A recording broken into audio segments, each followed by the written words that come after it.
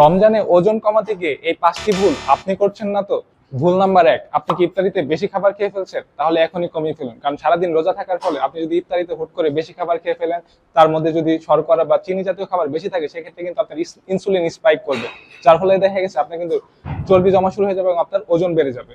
এবং দ্বিতীয় ভুলটি হচ্ছে রমজানে অপর্যাপ্ত পরিমাণে পানি পান করা, যার ফলে দেখা যায় আমাদের বডি কিন্তু ডিহাইড্রেট হয়ে যায়। এবং তৃতীয় ভুলটি হচ্ছে আমরা রমজানে কিন্তু অনেকে সেহরি খাওয়া বাদ দিয়ে দিই, যার ফলে দেখা গেছে আমাদের কিন্তু মেটাবলিজম আরো স্লো হয়ে যায়, আর এর ফলে কিন্তু আপনার ওজন বেড়ে যেতে পারে। এবং 4 নাম্বার ভুলটি হচ্ছে রমজানে আমরা অপর্যাপ্ত পরিমাণে ঘুম নেওয়া, যার ফলে দেখা গেছে আমাদের বডি কিন্তু ঠিকভাবে রিকভার করতে পারে না, এর ফলে কিন্তু আমাদের কর্টিসল হরমোনের পরিমাণও কিন্তু বেড়ে যায়, যার ফলে কিন্তু আপনার মাসেল লসও হয়ে যায় এবং আপনার ওজনও কিন্তু বেড়ে যেতে থাকে। এবং সর্বশেষ ভুলটি হচ্ছে রমজানে একদম অ্যাক্টিভিটি লেভেল কমিয়ে দেওয়া।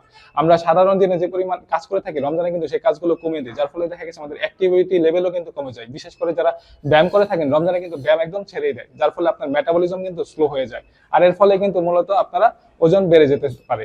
আর আপনারা মিলিয়ে নিতে পারেন রমজানে এই 5টি ভুল করছেন কিনা, যার ফলে কিন্তু আপনার ওজন কমার বদলে কিন্তু বেড়ে যেতে পারে।